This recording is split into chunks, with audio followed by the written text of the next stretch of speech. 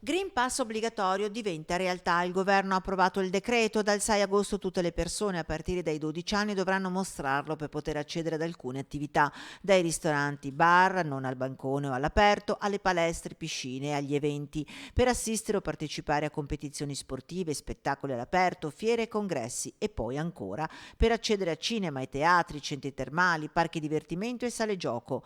Basterà però, per poter avere il Green Pass, una sola dose di vaccino o un tampone negativo entro le 48 ore o con certificazione di fine malattia nei 6 mesi precedenti. Molti i vicentini favorevoli alla decisione del governo. Sicuramente è un bene perché a livello di Covid è un aiuto, e se no ovviamente non usciamo più. A parer mio non c'è altra via d'uscita. E con questi casi che sono successi con la variante Delta sia importante avere molte sicurezze comunque. Quindi sì, per il Green Pass allora.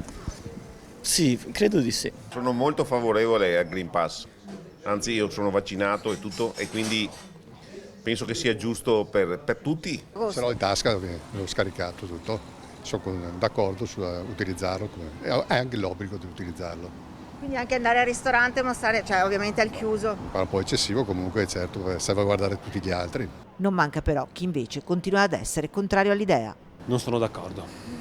Sta distruggendo quel poco di lavoro che era ricominciato. È completamente anticostituzionale, è la fine di tutte le nostre libertà. Non si può vivere in questo modo perché non è legale, è anticostituzionale. Trovo che sia discriminatorio per chi decide, per vari motivi, può decidere di non volerlo fare.